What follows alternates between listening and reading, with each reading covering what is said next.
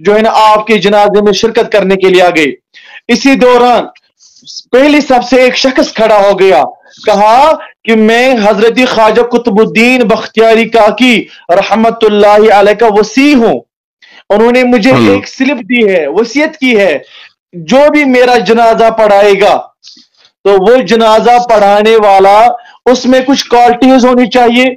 انہوں نے کچھ شرائط رکھے ہیں, میرا جنازہ میرا بیٹا نہ پڑھائے, کوئی اور نہ پڑھائے, کوئی اور نہ پڑھائے, وہ شخص پڑھائے جس کے اندر وہ چند خوبیاں جو ہے نا موجود ہوں.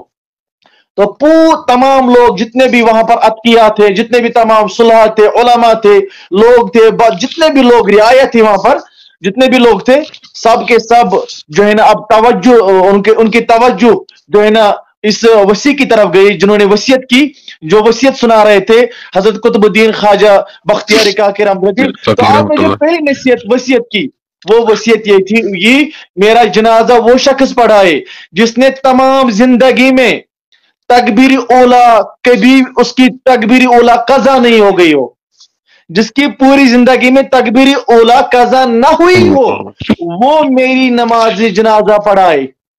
پہلی شرط. دوسری شرط آپ نے یہ کی تھی کہ دوسری شرط یہ رکھی تھی کہ میری نماز جنازہ وہ شخص پڑھائے, میری نماز جنازہ کی امامت وہ شخص کرے جس کی تہجد کی نماز کبھی بھی قضا نہ ہوئی ہو, کبھی بھی نہ چھوٹی ہوئی ہو. دو چیزیں. تیسری وصیت آپ نے فرمائی تھی کہ جو شخص بھی میری نماز جنازہ پڑھائے, اس کی امامت کرے, اس نے زندگی میں غیر محرم عورت پر کبھی بھی بری نظر نہ ڈالی ہو. اور چوتھی وصیت آپ کی یہ تھی کہ جو شخص بھی میری نماز جنازہ کی امامت کرے وہ شخص اس شخص کی عصر کی سنت کبھی نہ چھوٹی ہوئی ہو. تو سب دیکھ رہے ہیں, کسی میں 2 شرط پائی جا رہی ہے, کسی میں 1 پائی جا رہی ہے, کسی میں 3 پائی جا رہی ہے, 4 شرائط کسی میں نہیں پائی گئی. تمام لوگ جو ہے نا دیکھ رہے ہیں کہ ایک عجیب ماحول تھا, ایک عجیب کیفیت تھی, ایک عجیب ماحول, ایک عجیب کیفیت تھی. لوگ جوک در جوک جو ہے نا دیکھ رہے تھے کوئی آنے والا تو آئے جو جنازہ پڑھائے حضرت کا. اسی دوران جب آگے کوئی نہیں بڑھا تو حضرت شمس الدین التمش رحمت اللہ علیہ, ارے قربان جائے ان بادشاہوں پہ جو بادشاہ بھی ہوا کرتے تھے, حکمران بھی ہوا کرتے تھے, اور سب سے بڑے متقی بھی ہوا کرتے تھے, تہجد گزار بھی ہوا کرتے تھے, سنتوں کے داعی بھی ہوا کرتے تھے, سنتوں کی جو ہے نا دعوت دینے والے بھی ہوا کرتے تھے. کیا فرمایا شمس الدین التمش رحمت اللہ علیہ, نقاب آپ نے پورے چہرے مبارک کو اوڑھ رکھا تھا, تو یہ نقاب اٹھایا, کہا حضرت خود تو آپ وفات ہو گئے لیکن میرا راز فاش کر گئے. آج تک میں نے کسی سے اپنے تہجد کے متعلق نہیں کہا تھا, آج تک میں نے کسی سے عصر کی سنتوں کے تعلق سے نہیں کہا تھا, آج تک میں نے اپنی زندگی میں بادشاہ ہو کر کسی غیر محرم پر بری نظر نہیں رکھی ہے. حضرت آپ تو چلے گئے لیکن میرا راز فاش کر دیا.